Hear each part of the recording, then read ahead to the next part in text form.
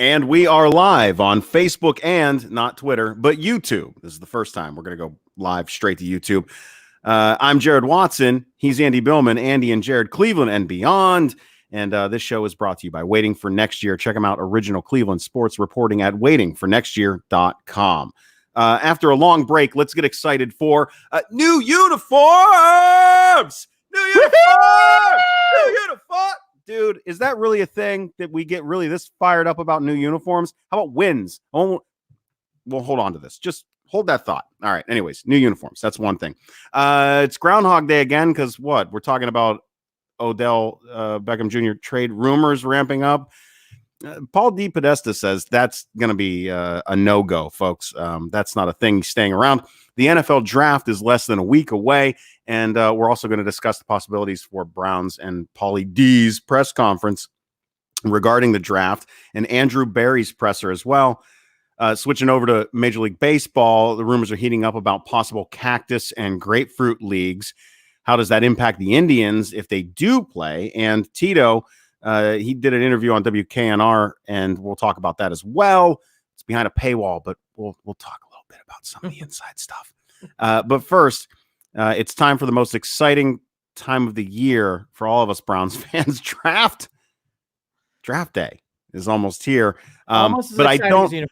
I'm going to trump you on this. I don't even like saying that word anymore. Sorry. I'm going to jump over you on this and say I want to discuss uniforms really quickly, Andy, because I want to get it out of the way. So here we go. Cleveland Browns uniforms. Andy, these are my two things. One, every time we have uniform discussions or new uniforms come out with the Cleveland Browns, we have a bunch of blue-collar workers, dudes that I love, guys that I love to be around, guys that are working their asses off 40, 50, 60 hours a week, doing their stuff, coming home. They're Browns fans. They're gritty. They're tough. We always talk about the grit in that area, Northeast Ohio tough. And then we have them all getting so bitchy out of nowhere when we're talking Browns uniforms. It's I didn't like the design. I didn't like the All right, so that's number one, Andy. Number one is when uniforms come out for the Browns and they get all this hype going around them and all these conversations that happen on local Cleveland sports media, guess what? That turns me off. A bunch of dudes who have no idea about fashion to begin with bitching about the Cleveland Browns uniforms, which never really changed that freaking much. Number two, I think I kind of forget number two, which is normal for me. I forget about exactly what I'm talking about a lot of times. And it pisses me off because I get hyped up on one thing and then I forget about the second thing. Son of a bitch. The second thing, what was the second thing? Because I've talked to you about it multiple times. The second thing was what? I mean, they actually, well, let's leave it at this. They actually do look okay. These new ones, they look nice. They look nice. Hi, everybody. Happy quarantine season to everybody out there. So to pick up on Jared Watson saying, here's my shit, please. Here's my basic four things. Number one, I'm old school. Jared's old school. We're all old school Browns fans for the most part, unless you're under 30. So if you're under 30, I'm going to get to you. Hold on. But let's get to the class in this wavelength of 31 and up, okay? The uniforms for the Browns have really never changed to me. Even these last uniforms, they're just different color schemes. They had Browns and Cleveland written all over it. That seemed to very much rankle fans. I didn't quite understand that. I echo what Jared Watson says. I never really saw a big difference. These were subtle differences over time that were made to the uniforms. Okay. Have they really ever changed? Not really. They haven't. And they've gone back to what they really looked like in the 80s. I'm not complaining about that. I think that's a great look. I know Jared feels that way. So that's number one. Number two, the biggest new things in sports is uniforms with now to the 30 and younger crowd, including my kids and everybody else. Everybody in that class seems to love uniforms. And I'm not saying, and by the way, I get it. If you like that stuff, I think that's great. The Browns really did get crapped on for these last uniforms. People did not think they were stylish, whatever else. People think these subtle changes that have been made to the new uniforms have gone a long way. I agree. These look better. They look classier. They do. They're cleaner. And I'll quote from a 10-year-old Cameron Billman. I think these uniforms, Dad, look really good. So like he loves them. He's already excited about them. So I will be fair. I think all that's to be true. Number three, there are these silly arguments that have been going on since the Browns have come back I don't ever remember the uniform conversations happening pre-95. I just don't. But since 99, the Browns uniforms have been in discussion from day 1, 10, and everything else. It's like everyone is Browns fans. We seem to get into this. I'm with Jared. I don't care about the uniforms. They all look the fucking same. This is it, Andy. This is what leads me to my second thought that I forgot about for some reason. It doesn't seem like something I should have ever forgot about, but here's the deal. We hype these uniforms. Who gives a shit? You focus on the uniforms. You worry about the uniforms. You care about what the uniforms look like because you ain't got wins. Number 4, got wins. When you win games, no one gives a fuck what you're wearing. Okay. Thank you. So I want to hammer that home. No one gives a fuck what you're wearing. When the Bulls started winning with Jordan, guess what? They stopped changing up and making little changes with the Bulls uniforms. You know why? The Bulls started winning. Right. When the Celtics won from day 1, do you think they ever changed his uniforms? Nope. Lakers, nope. Yankees, nope. You know why? Because they were winning from day 1. The pressure is off the sales department and the marketing department. That's right. Notre Dame, why do they go with that classic blue every year? Because they win a lot. Ohio State, why they go with scarlet and gray? They might get a little funky, but they don't go too much outside. You know why? They fucking win games. Why is Oregon doing all that funky shit? A, they got Phil Knight there, but B, they're trying to drive something new. They have not won for a long time. So they were trying to get things going, and that is the reason why these things get all hyped up. This whole uniform thing, I will give the Browns credit. It came off well. And when I say well, people for the most part were saying, hey, I like the uniforms. I thought they looked classy. And it wasn't just Clevelanders saying this or NFL fans saying this. This was a broad stroke picture. I just want to say this, and then I'm ready to move on.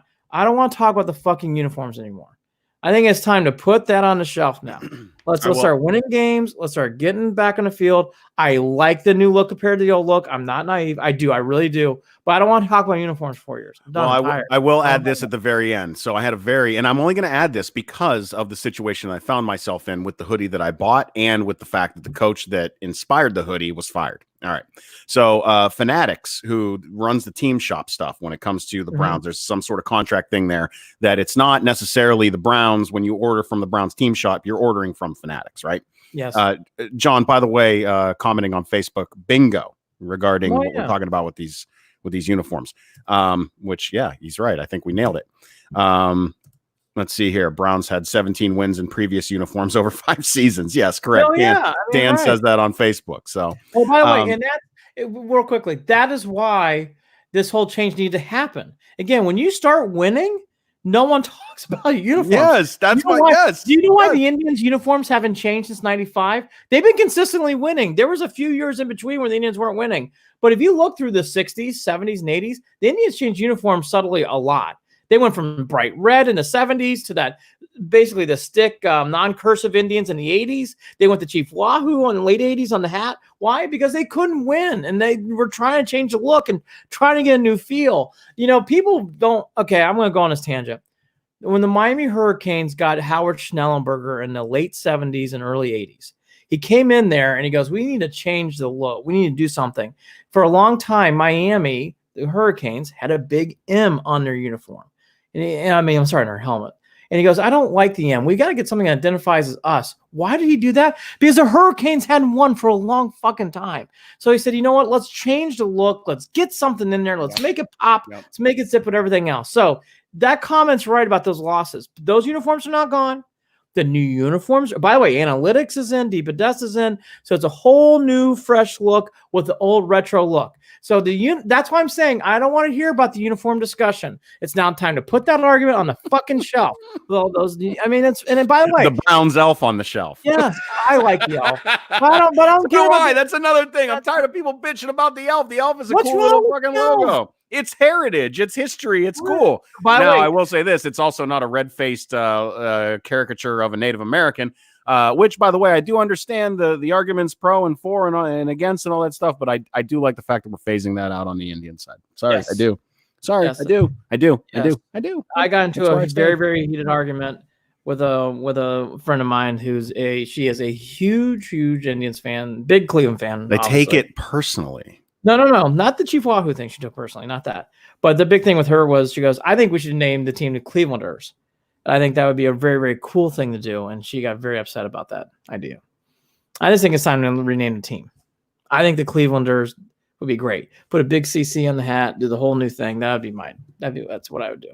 Yeah, well, more comments on YouTube. Browns deserve a playoff appearance. I think they're good. They're a good team for once and have a chance to get. Listen, we've been feeling this way. Have a nice chance to get drafted. We've been feeling this way for a long time. And by the way, I like the Indians name. Don't get me wrong, but I think if there's ever a time to start changing that stuff, it'd be now. Okay, I want to get back to the Browns. All right, we're going to uniforms. Well, I wanted to finish I'm trying to get a jersey, Andy, and you're getting in my way of that. Fanatics sent me that dog pound hoodie that Freddie wears, the knockoff version, not the Nike version, the Fanatics version, made of the most basic, awful cotton that you could ever buy. And it was printed crooked as hell. And then I complained and they ignored me. And then all of a sudden, because me and Emmett Golden are going back and forth on Twitter, they want to step in and go, hey, wait, send us. I'm sorry. I didn't know you had a problem. Oh, now you care. So all I'm saying is I'm going to take pictures of that hoodie. I'm going to send it to their support team as they're asking. And I'm going to do this, Andy. I'm going to say, hey, I do a podcast. Me and Andy, we talk about the Browns all the time. We'll gladly throw on a new uniform if you send it our way. And, maybe I'll have a quarantine gift for us, Andy. That's all I'm saying. All right. Anyways, go ahead. Quid pro quo. I'd be happy with any member on the Browns team. Any member. Yeah. I mean, Nick Chubb. Let's go Chubb. I would love to have a Nick Chubb. Myles Garrett. OBJ. Yeah, well, I'm nervous about getting a Miles jersey only because they haven't decided on taking the next year on his contract. That's true. They're going to, but they're just dicking around. Okay. So I listened to Paul DePodesta's press conference that happened yesterday on Thursday. Today is Friday the 17th. So I listened to Paul DePodesta's press conference, phone or conference, I should say, on the 16th. Here's my initial thoughts on this guy. Andy's future must be bright. I agree. It's because you're wearing sunglasses. Comments from Chris. Well, here's the thing.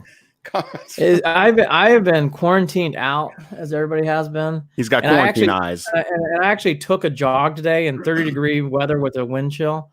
And I've been jogging 5Ks every day. So I did my 5K today. I almost got windburn.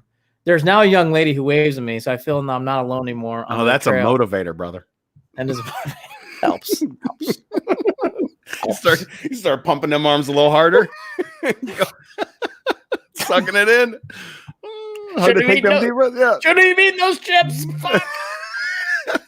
Is she gone? Anyway.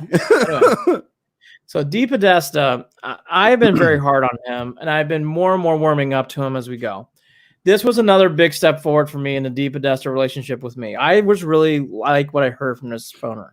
Here are some things that I really took out of this in general, then we'll get into specifics. I like how the first question was up by, I think it was Tom Withers who asked the first question to OBJ. I thought he handled that really well, stamped it out in a 2-sentence answer and got it in there. Completely false, got into it in and out, and we'll get to that first.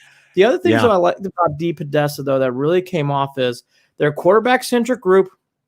And he said something that I've been waiting to hear for a long time from this group, which you kind of hear, but he emphasized it, so it really grabbed my attention. I felt very good about it. He goes, if we're a 10 and we have players at 10 we like, we're not just going to fill a hole.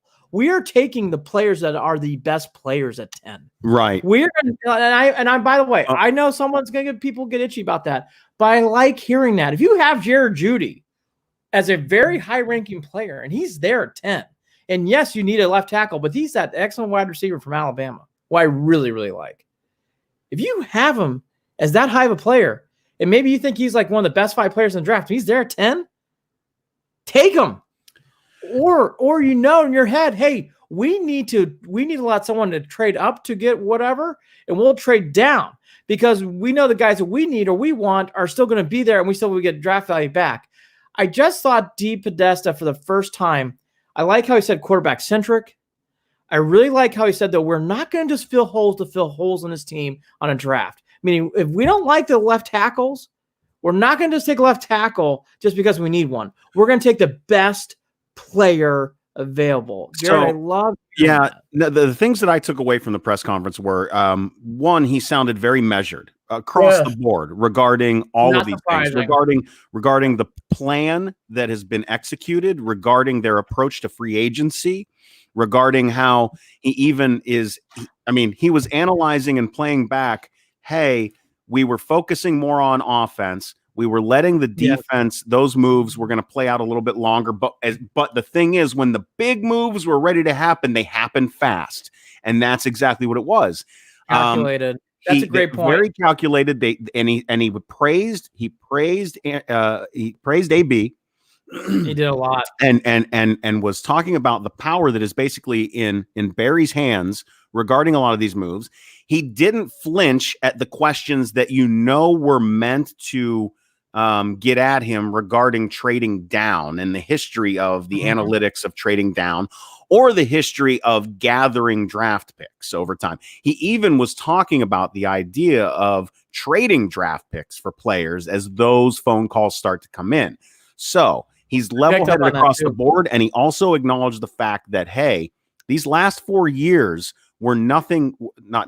These last 4 years, he's gained a lot of experience in the types of players that he wants around. Where that makes me flinch a little bit is something that we're going to get into a little bit later, is the fact that the Browns are keeping around Kareem Hunt. And that does make me wonder, well, is that, or, I can see the pros and cons of both sides, but he is very thoughtful in his answers. He does seem to have a plan in place. He is not trying to overstep the moves that Barry is going to make. It seems like they're all on the same page. And really what it came down to was he's just sad that they're not all going to be able to be in the same area when they're making these picks this year. That's what I got from it. It felt very calm, cool, and collected, thoughtful, and acknowledged the fact that he doesn't have all the answers. They'll get some of them as they go, but they do have a plan that they are executing, and I can buy into that. It's the first time, I was going to say the same line, I'm buying into this regime. I'm finally bought in. And bought in feeling good. I'm not feeling great. Last year I was feeling great. This year I'm feeling good for the first time. I was going to hit on that point. I loved how he said, we know defense was bared, but we thought this was an offensive free agent class and we needed to hit that hard, and we did. I picked up on that too, and I thought that was really wise. Yeah. I thought there was a lot more positives. The more you hear Deep Odessa, I must admit, the more I like him. And I was very sketchy on him 3 months ago. That's really, really rubbing off. He comes off as very knowledgeable, and that's not surprising, being from Harvard and being a data analytics guy. Okay. There are two things, though, that I come off saying I'm not worried, but I'm questioning, maybe concerned after the draft, after free agency, we'll have to see. Number one, if you don't take a left tackle early, which is fine, I'm not opposed to that. As I mentioned, I don't believe in drafting offensive linemen that high unless you really have to, and he's that great. Yeah. Because I think there's a specific thing that he mentions about this that I'll get into after that too. Yeah, and he's kind of, and that's why I probably connected with him. So I feel the same way. It's like, if you have to, speed, power, defensive ends, wide receivers, obviously quarterbacks, wide receivers, those are the things I really would take higher. Hey, if the offensive lineman is that talented, he's a Hall of Famer, you take him. But I always believe you can get those things later in draft and do just as well. Those impact players like Jared Judy, they don't come around very often. And those kind of guys can really light the field. There's a reason why they get paid so high. Left tackles get paid high too, and they're very important. So that goes to my one concern. The Browns are short to left tackle, whether it's a backup or a starter. The Browns have a big hole left tackle. And I'm going to say, even going into the draft, the one thing that he mentioned, which I'm glad he did, I felt this way too. If the Browns take a left tackle, which I think they are, I think they're going to take a left tackle. That's a lot of pressure on that young man, whoever it is, to do well early. And Paul referenced that. I'm glad he did. And this is what I wanted to talk about, Andy. He did reference it because he did mention the fact that, look, because people want to talk about the differences between baseball and football and what exactly plays out in these timelines and the expectations. How in baseball, you've got a guy in AAA who's going to have years before he's brought up, and his contract is, before they start that clock on a guy when they bring him up to the majors. It doesn't work the same way. Those expectations are dumped on a kid as soon as they're brought into the NFL, and it's not always fair. These guys need to develop over time too. Yes, they do. Yes, they do. And I'm going to go a step further. The Browns are not set up for success because it's either all or nothing.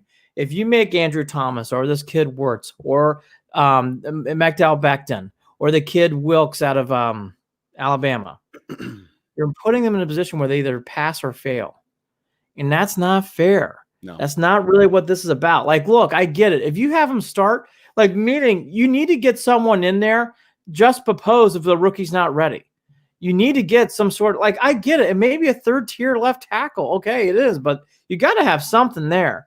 So the Browns need to fill that hole. That's number one. I came out, the only thing I came away from that I will say is, and he kind of admitted it, but he kind of took the team off the hook, which was smart on him.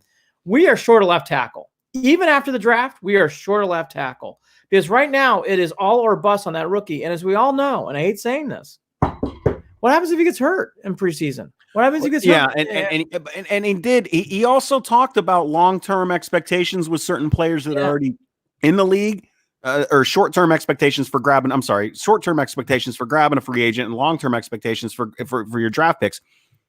They're going to have to play around with some of these things, Andy. It's going to take some tooling and retooling, and that's just going to be the fact of the matter.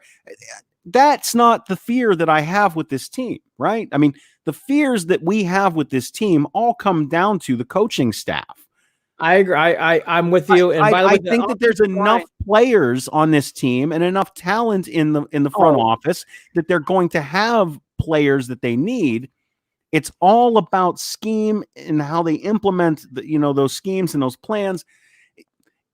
But it just feels a lot more organized. It feels it doesn't feel, Andy, that was the disconnect when it came to Hugh Jackson and the game plan on the field. And I got to be honest, as much as I loved Freddie and we all loved Freddie, with our expectations coming in, him and Hugh kind of fall into the same category when it came to they're very similar. I'd actually call it the Hugh Jackson era and the Dorsey era. And Dorsey did some nice things, but he also did some dictatorship things. It always felt like it was Dorsey's show. Dorsey was right, and we've talked about when is Dorsey actually going to be. I mean, we've had those conversations on the side, outside of this too, where it's like it almost felt like Dorsey should have been the one on the sidelines coaching at times. Well, that's my point, and it's like Dorsey was really running, and by the way, we all bought into him. We all loved Dorsey, and Dorsey was not bad. He did some good things, but we're being fair. He pushed a lot of things, and it didn't work out. And he put a coach in there who was not ready to go, with an offensive coordinator who did not connect with the coach, and it just led to too many problems. It's all about 6, right? 6's improvement does everything. But the one thing that I talked about in the last podcast I can't get away from enough is a quarterback-centric team. This discussion about Baker Mayfield's been hammered to death. We're hoping for the last 8 games we got in 18. Well, who knows what the fuck happened in 19, but hopefully it just washes away. And then just go, and we get back to the last 8 games we had from 6. All that to be said, Jared hit it. I stress this enough. I'm going to keep pounding it. You have 24. You have Nick Chubb. You have guys on this team like Landry and Odell Beckham. You have guys in this team who can really play. You have Kareem Hunt, who just got tendered back to the Browns. So you have guys in this team who are very, very talented. You got this guy Hooper who's going to make plays for you downfield. So you have talented weapons, Jared, to make big plays.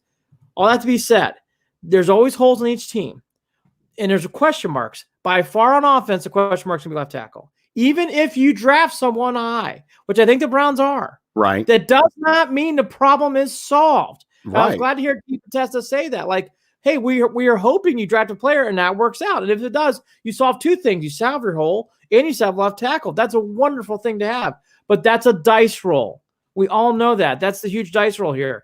We'll get into players you want to draft and all this stuff, but I'm starting to lean more and more to this way as I get older with the draft. It's so much of a crapshoot.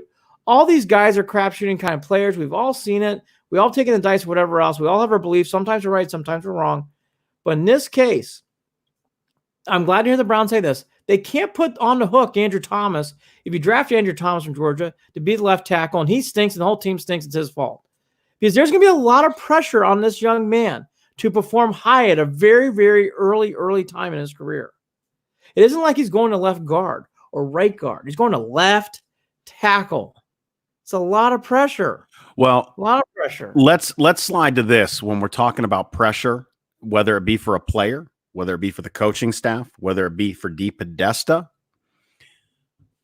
This pause that we're experiencing now around the world, in this country, in Connecticut where Andy is, here in Maryland where I am, in Northeast Ohio, and in California where Paul is is going to help at the end of the day regarding the forgiveness that is given when it comes to some of these things not playing out as planned.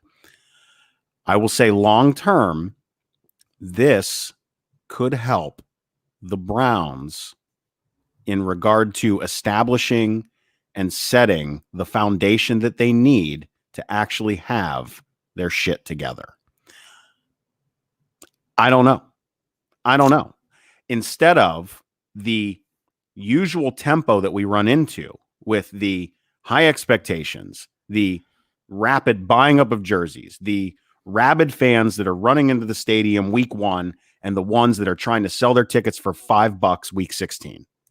I feel like we are running into a situation where we are being forced to slow down a little bit, and where that may play into the Browns' hands in that regard.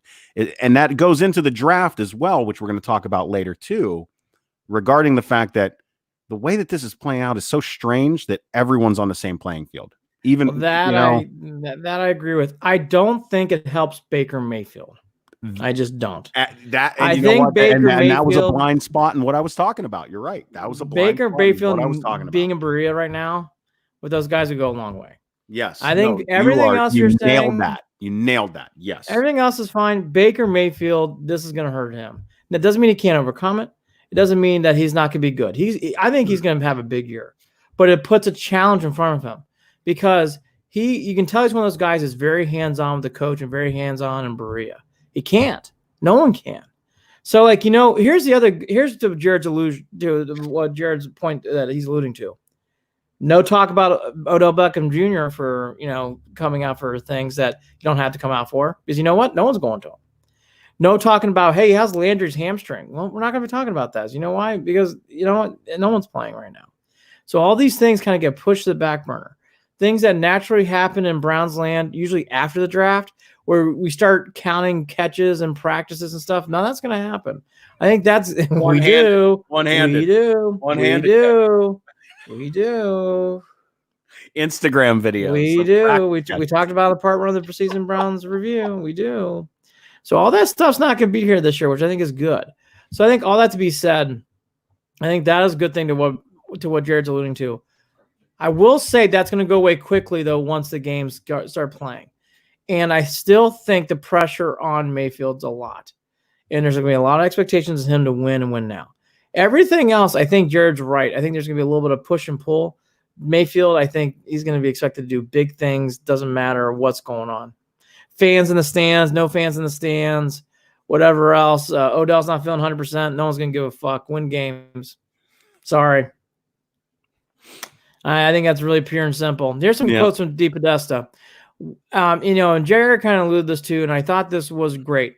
DePodesta felt excellent about the new signings and said the Browns opted to target offensive players first because of the free agents that came with them. Quote, we talked a lot about being a quarterback-centric organization. I like that line.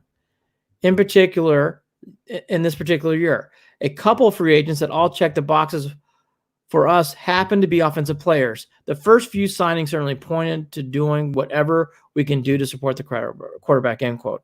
So that goes back to my point again. They're all giving him a lot of support. And I think I like that because it's going to put expectations on Baker to do well. And it was in areas that we knew they had to fill. It was those areas that some fans might have not paid that much attention to, and that's toughening up and bolstering the tight end position and getting fullbacks. That's where this started. This started in those positions. Yes, and again, I'll go a step further for how excited I am about this DePodesta way in this call went. You can tell that it's a collaborative effort. The collaboration's into a small group of 3 or 4. I'm okay with that. I would not. My only warning about the collaboration, I was going to mention this, would not go outside of the core group of 3 or 4, meaning your head scout or 2, or whoever that college personnel person is, Andrew Berry, DePodesta. That should be it. It really should not go, and then Stefanski, so 5. It really should be in those core 5. You should not be going out that much of a collaboration. What will be interesting in this draft, and we'll find out, because you won't know until the draft, and certainly in this draft, you're going to find out. This is a virtual draft. When the Browns have opportunities to do things around the draft, those fun dink and dunk things, trading down, collecting picks, moving around, moving slush, and making things on the fly, which is what the draft's about. It's why the draft is exciting. If we're all being fair and honest, it wasn't trades in the draft. The draft would be kind of boring. You just read the results and go. But because there's trades and because of everything else, it makes it so much more exciting. We're going to find out how Andrew Berry and Dee Podesta are going to work on that, because, Jared, I think they really are a team. I know Barry's the guy on the clock. He is. However, Dee Podesta is right there at his gun holster. I mean, he's right there. And I've been feeling that for weeks. I'm not getting off this. It doesn't feel forced, though. It does not feel forced. Let's see what happens during the draft. I have good feelings about it. I actually feel much better about the draft than I did a week ago. No, we've got 20 years worth of good feelings, Andy. So. And Jared and I will be live on the draft. We'll be here. We're gonna have a fun time. Yeah, let's talk about that real quick. Andy and I are gonna we're gonna go live at 8:00 on Thursday, and we're gonna have cocktails and draft. That's what we're doing. Yes. In fact, I think I'm gonna do. I might even set it up. I might have a little. Treat it like a New Year's Day kind of party. Do a little cheese, a little crab ball, little cream cheese crab ball, and some shrimp and cocktail sauce, and do it up. Maybe I'll do it that way. We'll figure something out. But we're gonna have a little party in our respective homes, watching this draft with you. Normally, I would be hanging out with one of my best friends, Mr. Jake Richmond, and we would head over to this place. It's kind of like a Buffalo Wild Wings. It's the Green Turtle. Is what they call it here in Maryland, in this area. And man, little sad that we're not going to be able to do that, but I am glad that we are going to celebrate with all of you and watch this draft coming up this Thursday. So tune in. A couple other things here that have been going on that you've been hearing from Andrew Berry and from everybody else. Everybody's talking about what they're going to be doing on draft day. In case you haven't heard, everybody's going to be at their home. Dee Podesta is going to be based in California. Yeah. Andrew Berry's in Cleveland. Stefanski is going to be in Minnesota unless something drastically changes this week. So everybody's going to be in their home. The big thing that I heard today or heard yesterday from Dee Podesta is they've got IT guys in there. They've got generators on backup. I know we all thought the same thing. I did too. It's like, oh my gosh, Lordy knows that they'll have some sort of lightning strike or something. Oh, can we? I know. Stop. But I want to. After hearing Dee Podesta today, I must say my feelings for that have gone down. So I think everybody should be feeling good. The one other thing too, then we'll get to what I think the Browns are going to do in the draft. This trading down proposition. Dee Podesta did say he wants to collect assets. He didn't hide that, which I was glad to hear him say. Because you need to hear someone say, like, yeah, I'm not hiding it. I'd like to trade more things. Here's the only thing I would warn about the Browns on this stuff, okay? Again, if you're going to trade down just to trade down and to collect draft picks, I'm not happy with that. If you're trading down and still getting the player you want, I'm okay with that. There's a huge difference. I've got to be honest. In past years, I think we're just trading down. If we're trading down and we go, okay, we want Ezra Cleveland. Okay, he's not in the core four of offensive linemen, but someone else that you're looking at. Okay, and that's what you think that guy's pretty close to those other two. Okay, I get it. But if you're just trading down just to trade down, I'm going to be pissed. You can't do that now. He didn't sound like he was going to trade down just to trade down. That wasn't the conversation that I felt on the phone. He didn't. And we also got to remember he's not going to show his hand completely on these phone calls. I think that Andy, I think that the plan back then, and I'm not making excuses because Lord knows that's a waste of my energy too. But being realistic, the Browns were in a rebuilding situation throughout that time. So collecting draft picks and trying to throw as many darts at the wall as you could to hit a bullseye made sense in that regard. Now, because of that, over these years, the Browns have been so far below the cap that they've been able to do some of the things they've been able to do regarding free agency. And now they have an actual core, core. When have you ever been able to say that you have a core? You have a quarterback, you have a running back, you have a wide receiver, you have a secondary, you have a slot wide receiver, right? You've got a slot receiver. You have guys on your defensive line. You have a core of players that we have not had in 20 years. Talent is no longer the problem. Exactly. Winning games is the problem. Yes. This is not 15 or 16 or 17. No. We have players who can play. There's you trade down if you need to, if it makes sense. You trade up if it makes sense. Again, just you win. Trade your picks if it makes sense. Just win, baby. Just win. I'm one of these guys this year. If you can get that talented defensive end from Jacksonville and you think it makes a big difference, go fucking get him. Yes. If you think you can get someone that can really improve this team and it's a draft pick, I don't fucking care about draft picks anymore. I want to win games. Yeah. I don't give a fuck. Yeah. I'm tired. I'm cranky. We're all been the house riddled. No, I'm in a position right now where I know we joke about the draft is our Super Bowl, right? I mean that's always the funny thing. But here's the deal: I am going to be happy with whoever's. Hey, come, let's go. Just win. Let's go. Bring them. Bring them. Who are you? Oh, I don't even know. I don't give a shit about you. I don't know where you're from. I don't care. You're from some bumblefuck college. I don't care. Yeah, let's just come and play. That's all I care about. Jared, we're all for that. Just win. But again, on this draft, I've learned this. I've seen this too many times with old regimes. And Paul was a part of that old regime, and so was Andrew Barrett. Don't trade down just to trade down and draft Corey Coleman. Or get a start doing weird shit and trade up from Julius Peppers. All right? If you got Jared Judy on the board, going back to the problem that the Browns have had over the past years, which is trying to outsmart everyone else. Yeah. Thinking trying to thread the needle with something as opposed to taking the obvious pick. Again, be smart. If Jared Judy's on a board and you think he's that good and you think he's a top 10 pick and he's number 5, fucking take him. If you think don't be cute. Don't be cute. Don't worry about the offensive line shit. The people will stop bitching in a few minutes. They're going to see Jared Judy play. Okay. Yeah. But if you really like that kid out of Clemson Simmons, well, I do. I like him a lot.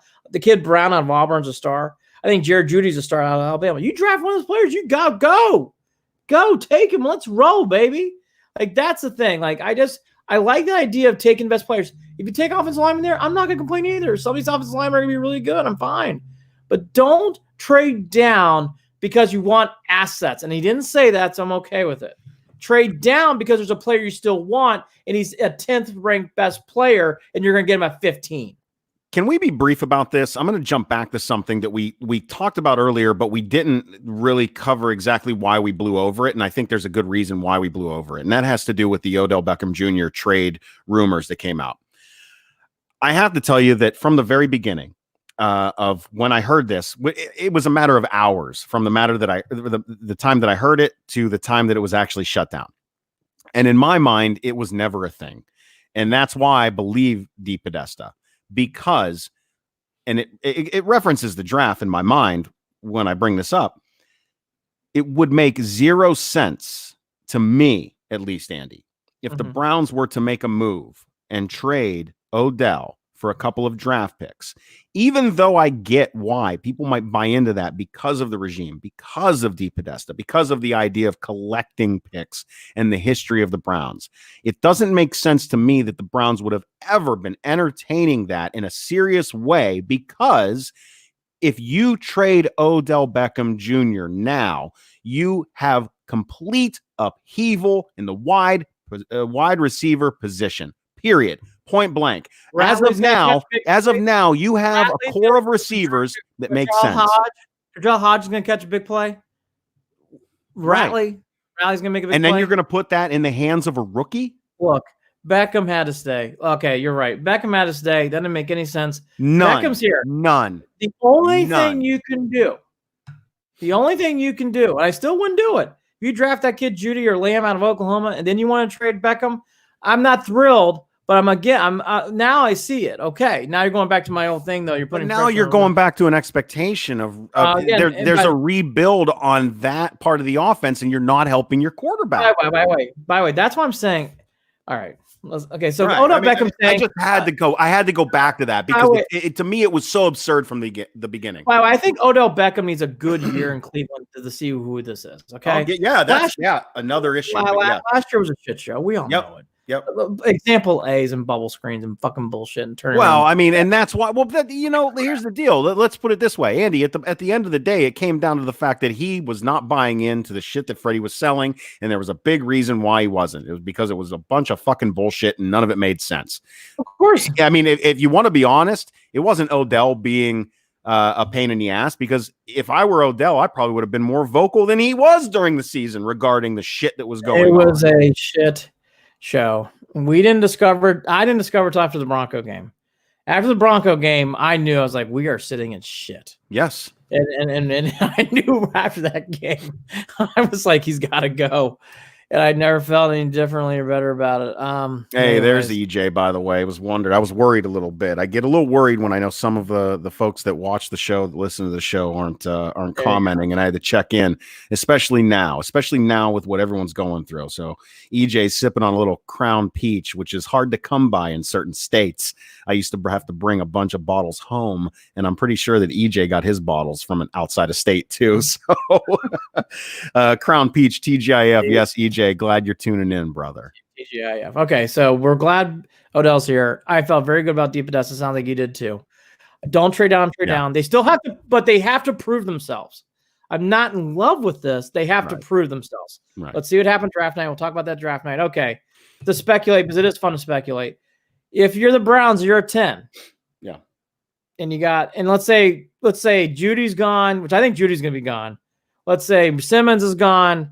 All those other guys, and actually you do have your pick of the litter offensive lineman, which I think it could be very possible. Wirfs, Becton, Wills, Thomas. Would you draft one of those guys or trade down to get that guy Ezra Cleveland, the kid out of Boise State? I'll go first. Everything what I've been hearing, the real draft guys love Becton because he's athletic. He's just a raw talent. He's big. He's 364. Runs quick, runs really fast. He's your dream big dude, offensive lineman hog. Andrew Thomas was a stalwart at Georgia, played 2 years. He played in the SEC. What else do you have to say? Jedrick Wills, again, he's a stalwart. He's in the SEC. Didn't play as much left tackles. Andrew Thomas, my God, he played for Saban, example, whatever. And then you got Tristan Wirfs, who's been falling in love with many people. He scored high on those test scores that people love in the analytic in the world. He is a Kurt Ferentz guy, and Ferentz, except for Robert Gallery, who absolutely stunk for the Raiders, most of his offensive linemen that are featured this high really do well. Wirfs is one of those guys. All these guys have been featured. I agree with everyone when I hear everybody likes a different player here or there. If I really had my choice, and I'd say all those other guys are gone, I know offensive line's the way to go. If I really, I would not trade down. I would say pick your best off. I wouldn't. I'd be at that point like, if we have our pick of the litter, you got to go with the guy. I would go with either Wirfs or Becton. I've been very, very torn on this, and I did not watch enough offensive line play out of both of these schools to say one way or the other, because of what I keep reading about Becton and guys like Mel Kiper and guys who watch his stuff for a living. I would lean towards Becton because I want to hit a home run with this pick. I think he can have all that kind of quality. I know it's a bit riskier, but I would take the risk here. And I would get someone to come in there just in case if you struggle. So if you had my 4, that's what I would take Becton. Get out of Louisville. And I'm going off what I'm reading from Kiper. I'm going off what I'm reading from other draft guys who fell in love with Becton. So I'm going off what I'm reading here. I'm not going off consistency and scores and all that other stuff. And I watched Thomas play. He's a good offensive tackle, and Wills is too. There's nothing wrong with it. Well, for me, it's more of a crapshoot, Andy. For me, the way that I look at it, right, it's a crapshoot with all these guys. But if I'm going to go with a crapshoot, I'm going to go with reputation. Mm-hmm. And reputation to me right now, it's Alabama. Yeah. And Jedrick Wills, to me, if you're going to go on reputation of team and draftability, I know. And guys that are NFL ready, then Jedrick Wills would be that guy. Yeah. But again, 6 and 1, half dozen the other. At the end of the day, Kiper's going to have his opinions, but Kiper's got to retool his draft analysis every 10 minutes. over time. No, So I mean, again, this is a man who's paid the top. I have to go more on those guys because I don't watch for offensive line playing college. I know. Positions and star players, so I got to go off what those guys say. I know. That's why I'm going more in that direction. Yeah. I mean, I was basically alluding to what Jared said. This is the biggest crapshoot of them all. You can make an argument. Wills has been higher on a lot of the other guys' draft boards. Andrew Thomas, to me, I mean, you can't go wrong with one of these four guys. Now, here's what. And that's the other big question. I'm just going to say this, and I'm going to talk about this more on draft night. And I'll save it for that. I will say, though, if you have Judy there, if you have that kid Simmons there, if you have that kid Brown there from Auburn, I would take a deep pause. Like, are we passing up a guy who could be a big player in this league and this team for a long time? Because Judy, I think, is a Lamb, too, from Oklahoma. Well, let's add Lamb. Lamb's a really good player when he's healthy. I think the Browns have tough decisions. And again, well, but Andy, if we're worrying about the quarterback, what are we doing here? If we're going off of what DePodesta is talking about, I know. What is the main concern? Well, what if their draft scouts say, you know what? He got beat up this year, right? All fair, Jared, all fair. That's why it's when you pick up your phone and you call Mr. Williams, that offensive lineman who's unhappy for watching it. Like, well, how do we get you here? Okay. But all that be said, I'm serious. With a lot of money, brother. With a lot of money. And you know what? Do you want fresh legs? I don't know. I know. It's all, by the way. Do you want fresh legs? No, it's all a crapshoot. Here's the thing, though. Especially Judy and Simmons and Brown. I love those guys. Judy. If Jared Judy's there, number 10. You better take a deep breath. I know that kid's going to be an absolute star in this league. I know. Because, and I know we don't need wide receivers, but folks, that kid. But we're going to need wide receivers. I would take him in a heartbeat and wouldn't give a fuck how pissed off people would be. Like, we're going to figure out left tackle in about 5 phone calls. We're gonna figure that out, but we got to take Judy. We'll reference this more as we get closer to the draft. I was glad to hear that they're going to take the best player on the board and not just fill the holes. I don't believe in that. You should not be in the draft to fill holes.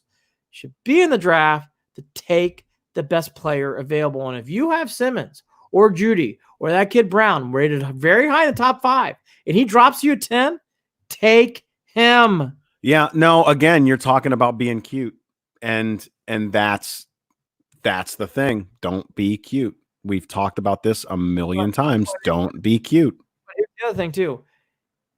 At 10, if you had Wills higher, but Wills is gone, or you have someone like you have Thomas or whatever, Becton, okay? And then you go, well, we really like Tristan, but Tristan was really ranked more for us like in the 20s, and, don't settle for a player either. Yeah. Go with what got you there. And then, and again, I won't go too analytical about it because that's all controlled by the draft.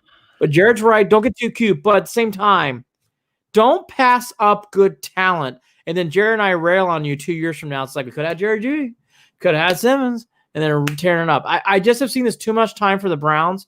And I saw Palomalo, who I loved when he played at USC. Yeah. And I saw draft picks above and draft picks below and draft picks that were missed. I know. Guys that were taken before, guys that were taken after, and guys that should have been taken by the Browns. That list is longer than the list of former Browns quarterbacks. But because of needs. Instead of getting the best talent, needs. Don't worry about needs. Best player. Anyways. Okay. Are we good with the draft and uniforms and DePodesta? Yes. Okay.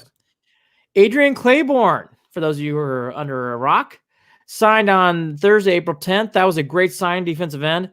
He does one thing, folks. He sacks the quarterback. I thought that was a very smart signing. I will be fair. I think up to this point, the longer Olivier Vernon's on this team, the more likely it is he's on this team. This is a guy in Claiborne who I've been hearing, who I've known about, who I've been talking and reading to other people. Claiborne's not going to play every down. Claiborne comes in on passing downs and tries to sack the quarterback. Again, that's what he does. Again, fresh legs. So and the money, I'm sorry, Andy, the money does not kill them. No, and by the way, he sacks the quarterback. On third down, we need guys who can sack the fucking quarterback, and that's what we got in Claiborne. I like that signing. We're in a division where quarterbacks need to be sacked. Yes, please help. I mean, if we go through next year again, let's not do that. Stop. We're not going to. That'll be part two. That'll be part two of the good. season review. We're good. Okay. We're good. So that will be after the draft, by the way. I don't want to kill the good momentum we're feeling. I know. Not now. No. Was that all there? The other thing too, going backwards before we talk about Kareem Hunt, the guy that came out today in a Sports Illustrated story. Keep your eye on this guy, Ezra Cleveland. Yes, his last name is Cleveland. He has been really looked at. The buzz is enough now to know the Browns are definitely sniffing this guy a lot. He's an offensive tackle, Ezra Cleveland. Played for Boise State. He's not rated as high as those other four. The reason why I say that is if they trade down and they draft Ezra Cleveland, that wouldn't surprise me at all. Well, and that goes to what DePodesta was talking about regarding the plug and play ability of some of these guys straight out of college, and his idea that they might need a few years, just like in the major leagues and in college football. He really was saying that even though the pressure is there, that the playability out of these guys still works in the same fashion where it takes a little bit of time. So that to me sounds like there's a possibility that move might be what they do. Correct. Keep that in mind. SI came out of the article today, and Dane Brugler talked about it instead of Rappaport. It's getting a lot more steam and buzz. By the way, last thing about this draft and Kareem Hunt, this is all the stuff that happens before the draft anyways, so it's only going to get more ramped up. Yeah, talk, chatter. Especially this right year. Now, it's nothing but talk, brother. Because you can't clamp down on people because they're not in the building. Yep. By the way, buyer beware on those rumors. Buyer beware. I'm glad I'm not Miami Dolphins this year. I'd be going nuts about what they're going to do with Tua, not drafting. Oh, that would drive me crazy. And the rumors are just getting more heated. Anyways. Kareem Hunt, as we just talked about and alluded to at the top of the show, right before the show started on Friday, he did not get an offer sheet anywhere else, so he is going back to the Browns. And it has been confirmed he is signing his second-round tender, so he's officially back. Kareem Hunt will be back. We've already made our statements about that. But that piece of business is out of the way. As I've talked to, and as Jared alluded to earlier in the show, the next business to me, non-draft, is Olivier Vernon, yes, but more importantly, what are you going to do with Myles Garrett? You got to pick up that rookie contract so you get an extra year. I don't know what you're waiting for, but obviously they're going to linger around a little longer. I just wish I knew why they were understand why linger. Don't understand why either. With a guy like that, look, if it has anything to do with the fucking helmet, enough. You can't argue that it's about the helmet if you're going to re-sign Kareem Hunt. You can't do it. No. So last thought on all this for the Browns. I'm ready to move on to the Indians. There is some Indians news. I really want to applaud because 4 years ago, this unveiling of the uniforms could not have gone more horribly wrong. The Bengals were making fun of the Browns. It was fucking awful. It was one of the most disastrous days of Browns fans. Like, we've hit new lows. Even the fucking kitty cats are making fun. Yeah, it felt like LeBron coming out for the first time with the Heat, right? So Wasn't it that icky? It was that icky. I will say I love the Steve Harvey videos. I love all these other videos of people getting the uniforms and stuff. Very good touch. And the Browns are doing a sale where all their proceeds are going to people who are fighting the coronavirus on the front lines. Yes. Nurses and doctors and other sorts of personnel like that. So when you see these emails, don't take it to heart that they're trying to make money. They're actually not. They're trying to get money back into the communities, back into people who need it. So I applaud the Browns. They've came full circle. I thought they did an excellent job with these uniforms. They pulled it off, and I thought it came off really well. Let me come full circle. When I was talking about shaming the company that's sending those out, I'm not going to do that because I would actually rather buy one of these jerseys on the first round of them and make sure that money goes to the place. So Fanatics, I might bust balls, but I'm not a dick. I can't do it. I'll pay $150 and I'll get the nice jersey, and I want that money to go to the right people. It's just God bless Andy. I can't do it. Even when I want to be a hard ass, I can't do it. I can't stick to it. Can't do it. So yeah, it's a really good thing that they're doing. And it's good. It's going to be, it's another conversation that we're not going to go down right now because it's going to be a long time. It's going to be a long time. We don't have enough time for people are that. going to need, and a lot of people are going to need help. So yes. Yeah. On to the Indians.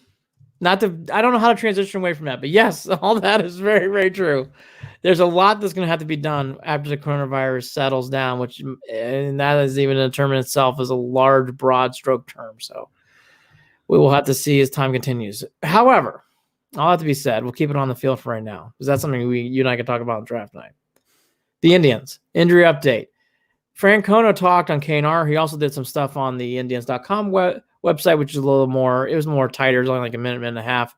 On KNR, he talked 15 minutes. Here's the big thing that came out of all the stuff. So are you wondering about Oscar Mercado's left wrist or Clevenger's partial tear meniscus? How about Tyler Naquin, who wasn't going to be on time? And Mr. Clase himself. Everyone seems to be on good health. Carrasco, he mentioned too, is going on good health. Everybody's pressing forward. Quote, we have Zoom calls organizationally just about every day in some capacity. The medical people give us an update about once a week, Francona said, end quote.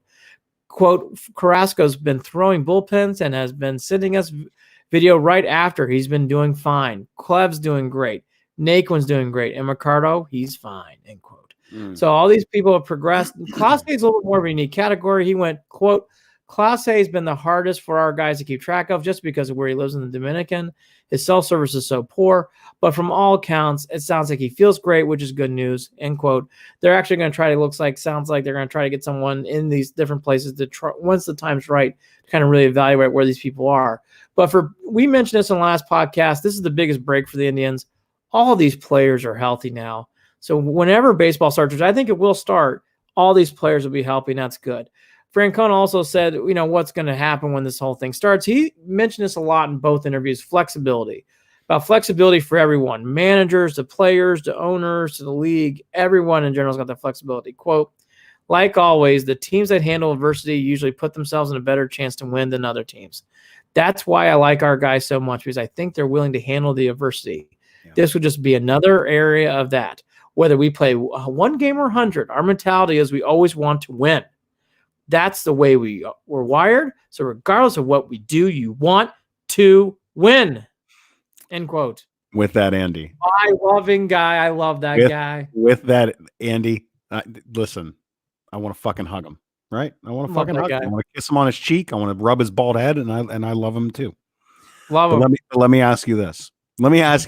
Because this would be the ultimate in Cleveland things. Sure. Let's say that Major League Baseball does their Grapefruit and Cactus League rundown. We'll talk about that. What is that? Let's say, well, let's just wait a minute. I mean, some people know it. We'll get to it. But let's say that Major League Baseball plays their entire season without fans in front of them. Let's say that we're just watching it on MLB TV or on STO or however we can watch.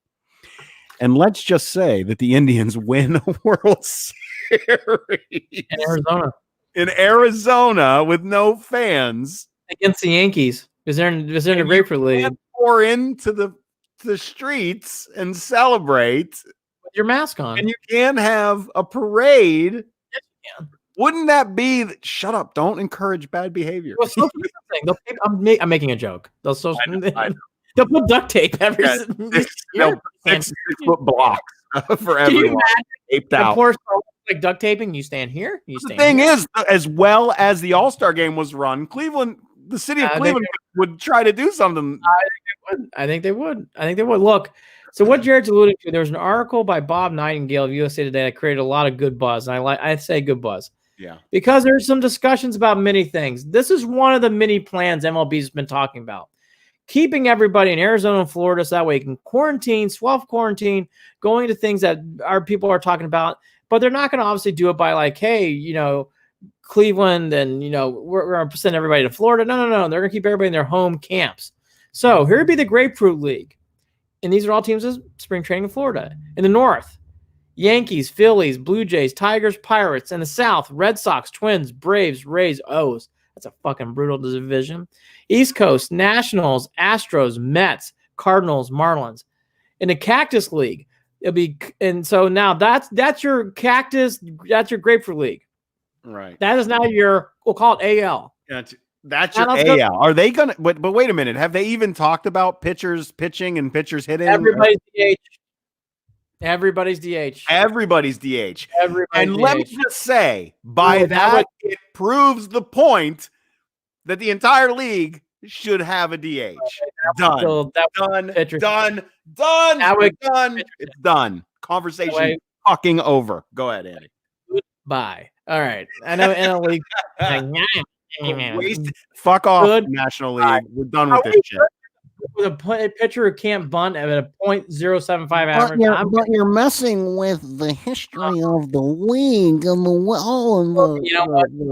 the culture of the league. And You know what? Sip your coffee grounds, and everything will be fine in a few weeks. Just fuck off. We're gonna have DHs. We want power. We want swings. We want athleticism. Okay. Nothing against pitchers. It's true. Cubs, Giants, Diamondbacks, Rockies, Athletics to go to Northeast. The West, we'll save for last. The Northwest, Brewers, Padres, Mariners, Rangers, Royals. Who's the Indians going to be in? The Indians will be in the West of the Cactus League, was there in Arizona. They play the Reds. Okay. White Sox. Okay. Angels. Oh, we love the Angels. We beat the shit out of them every year. And the LA Dodgers. Fuck them. Fuck them. Fuck them. Imagine we'd play the Dodgers. That would be fun. It'd be tough. Bro, we're going to win the division. I feel good about a wild card or division. Dodgers are very good. This is fun to throw around. This is something that makes me feel good inside. Yeah. And this is a real conversation that is going on with Major League Baseball. This is the breakdown. This is how it will work if they're able to do it. And let's be real. There's no way that DeSantis in Florida, the governor, is going to shut it down because, well, he clearly doesn't give a shit about anything. You got WWE down there anyway, so right. And Arizona, same thing. Now, there are real concerns about some of this stuff, even if they're able to pull it off. Part of that has to do with guys being able to basically, when I say quarantine, I mean, the same as we are, Andy, keep themselves in their hotel rooms, right? And to themselves, it's going to have to be very isolated with how are they going to do that when it comes to bringing in spouses, bringing in kids, bringing in some of their lady friends, with that situation. So that's one. And two, you've got a guy like Tito. You've got a guy like Tito who we know in the past has had heart issues and who is going to be reserved when it comes to his love of the game, his anxiousness to get the game going again, and also the realization that this is not something he wants to fuck around with and take big chances with. There's real conversation. We joke around and we laugh and we love the idea of it, but there's very real consequences that come with whatever Major League Baseball decides at the end of the day, right? I think baseball will, though, be ahead of it. I actually think baseball is very responsible, and baseball will have everything checked out and ready to go. I really do. Like, I know that sounds naive. That doesn't mean someone might not catch something, but I do think Major League Baseball will be out in front of us to the point of like, hey, let's quarantine. Let's get people in hotels. Let's get people cleaned out of these locker rooms every day. Make sure everything's going on with their health codes, and everything will be fine. Jared's right, though. There's a lot that goes into this type of thing. They've even discussed the matter. There'll be no pitchers and mounds with the pitching coaches, or with the managers. So there'll be no visiting on the mound. Obviously, too, with strike zones. These are all changes that needed to happen too. This goes along with this game is going to pick up, which it needs to do. The other thing, too, which will be nice, is no more strike zone controversies. Why? Because they would have Cyclops come back, the strike zone robotic thing, where the strike zone would be called strikes, and I think that would be a great thing. Love that, too. So, by the way, that's needed, so that way the umpire's not behind the catcher, and that way there's some social distancing there, too. I think all this is very good. They've also mentioned, too, they're going to have players up in the stands. So that way, too, so that way social distancing is not just going on the dugout, it's going throughout. Okay. So that way people are worried. I was curious about what they were doing with that. So I like that. I didn't read that part. Everything's being discussed with that matter. like I said, check out the Nightingale article. We'll stop right there because obviously we don't know, but he brought this up and I thought it was really, it created a lot of conversation in my little world. I think it's interesting, and by the way, I don't think it's that far fetched. I think this is something that could happen for a year where you go say, you know what, even if you go back to your cities, they're not going to just dump these leagues. They start off with it. So there is a chance this could be the way it's going to be played in 2020. And as Francona alluded to, as we all know, they're not playing 164. So in any way you chop it, it's not a normal season for obvious reasons. But even on the field and in the game, it's not a normal season. Everything has changed. But you know what? If they're able to pull off a season and they're able to have a World Series, I'm going to be real about it. I'm an emotional guy. I'm going to cry like a baby at the end. Do it. Right? It's going to be one of the most celebratory moments in my sports life, no matter what happens. By the way, can you imagine too? It'll be like the tournament. They have games going on. They are talking about this. Games going on at 11, 11:30, noon, 12:30, like throughout the whole day. Yes. That's cool. And seven inning double headers, Andy. Yeah. Yes. It's like fucking Sandlot, brother. It's like fucking Sandlot. And I love it. I know. This is the odd thing. Of all of the leagues, Major League Baseball is the one that's giving me the big warm and fuzzies. Major League Baseball's done a really nice job. Major League Baseball has done a very, very nice job. So anyways, that's that. I was glad to hear from Tito. I'm glad to hear everybody's improving from their health. And again, Bob Nightingale, USA Today, kudos to him. That was a very good article. It came out about a week ago, that being on April 10th. Yep. Okay, real quickly, the NBA. They have discussed today, again, this is April 17th on a Friday. The NBA and the NBA Basketball Players Association have agreed to a plan to withhold 25% of each player's paycheck beginning May 15th. The league and players announced on Friday. The agreement clears the way for a gradual reduction in player salaries and should force the provision in the collective bargaining agreement to be enacted with the cancellation of regular season games. Players will receive full paychecks on May 1st. There has been no discussion so far. There's no imminent plans for any kind of cancellation of regular season games to be played. The unions informed the players that it could be before. It could be until the middle of summer. They're saying June 15th before players know whether games are canceled or not. And how many said, for all the positive bright spots, and we have the NFL draft, and you got the MLB and everything else, NBA is in the dark. This sport's really going through a lot of different stuff but right now. But they're being realistic about it. They're not trying to force anything. They're being realistic in their moves at this moment.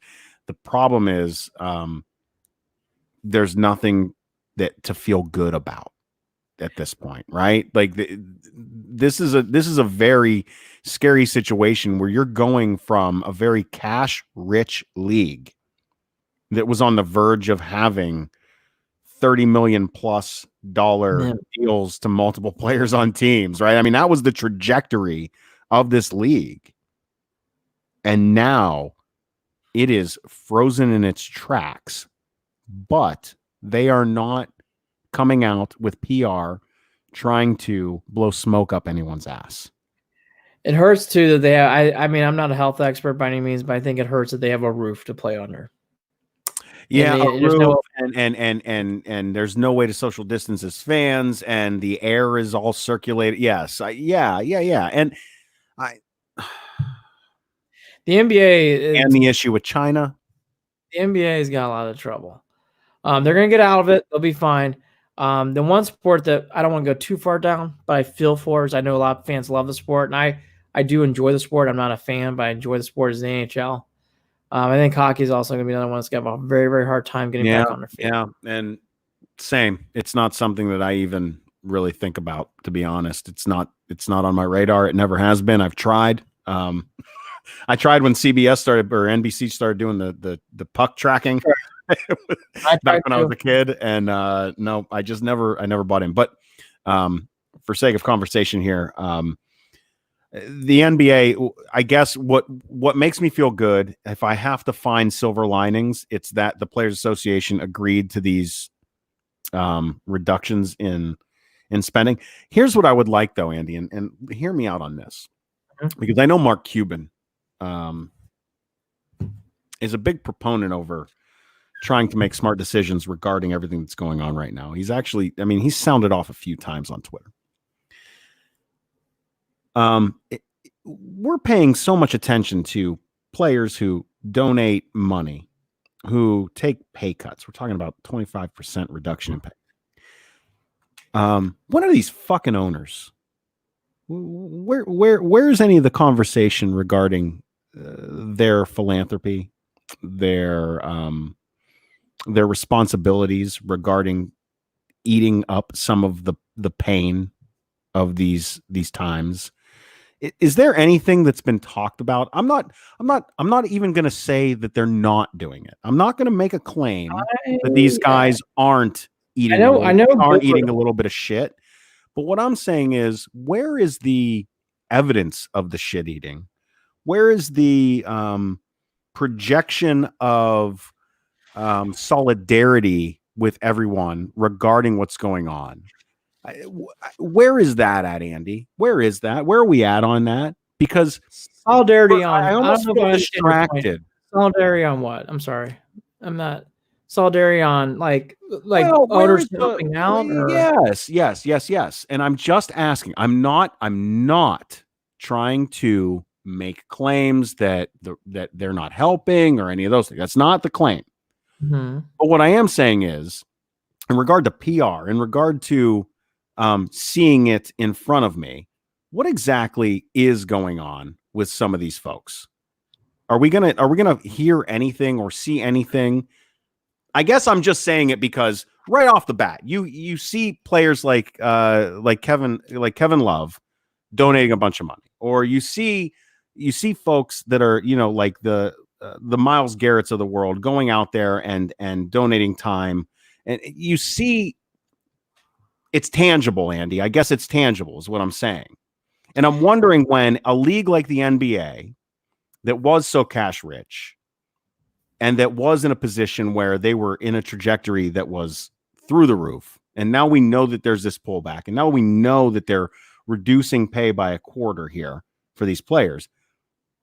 I just want, I guess maybe it has to do with leadership. Hearing somebody stand up front, saying, and maybe it is because Mark Cuban is such a different type of owner that you don't. I know the NBA's conversation. I think the NBA is in a very, very, very tough spot. I know Gilbert and other owners have been really helping out and pitching in cities. I'd have to look specifically at what those are, but I know that. And I would never doubt. I would never doubt that. I think the NBA is a. I think it would help if we knew more about it. Is my point. I don't know. It would help. Here's the problem: the NBA is not easy. These other leagues are much more easy to open their book and figure out season hasn't started. Here's what's going on. Money coming in, money coming out. In the NBA, they had a weird start. China lost a lot of money because their China-East cable deal went down. Then they had this thing. They're trying to figure out their books before they. I think they are figuring out a lot of things. Books, staff. I feel horrible for the NBA. They are in a. I said same. Same. I didn't want that to get, and I knew that was going to be a difficult thing for me to say and not come across as being and I hate rich people type of comment. That wasn't where I was going with it. I think I'm just I'm trying to look at the macro. I feel like I'm looking above and down on and seeing some areas where we could hear a little bit more, we could see a little bit more. That's all. Here's all I think I'll say. In the NBA right now, they actually need to stay very, very quiet on purpose because they got a lot more challenges ahead than these other leagues do. Okay. The PGA coming out, I get it. They're not, and like I said, they're not blowing smoke, and I appreciate that. And I said the NBA is doing things based in reality. They are. The NBA is going to have to make some very hard, very, very hard decisions soon. And it's not going to just be laying off and furloughs. It's going to be. I just care about perceptions here, and the perceptions of people. When things get tough, that certain people are going to run away to their bunkers, and you don't. You don't want those perceptions. Is my point. That's okay. I hear you. I guess I'll say this about the NBA. I think they're in an impossible spot. That's how I'll put it. I think the NBA is in an impossible spot. And you contrast that with being normally hearing from you've got an NBA commissioner who's normally a little No, he's out there. solid guy. No, not out there as a bad guy, but out there he's in the press. You can't say anything right now. Yeah. The NBA needs to be tight-lipped. Again, the PGA, they put out their schedule. They're going to go without fans for a while. I thought that was cool. The PGA can pull that off. That's not going to be a big deal. Right. MLS is talking about getting their season started up. Salaries, which is obvious for MLS, is their big thing there. So they're trying to figure that out. Like we just talked about MLB. They're getting closer. What does closer mean in time length? I don't know. But they're definitely heading down. They're negotiating. I mean, when you're negotiating, that means you're heading down the road of figuring something out. So these other leagues, for NBA, I've looked, you're not hearing anything like that. Yeah. The only thing you're hearing about is paychecks. Yeah. And again, I feel for, and by the way, same with the NHL. I feel for those leagues. I feel for the NBA specifically because they just have had it on both ends. And I just think they're going to really, Jared, they got tough decisions to make. Yeah. And I don't know. You got to be, when we think about this a little bit more, when it comes to the money issue and everything, the NHL has already had their issues over the years, and they've had their, and the NHL is a league that, oh boy, I hate to say it, but there's a real possibility that the NHL has some very big problems ahead of them. Yes, we could do that in the next show. Yeah. I don't want to end on a downer, but I feel like we're here, we're talking about it, it's happening. Yes. Why not bring it up? That's all.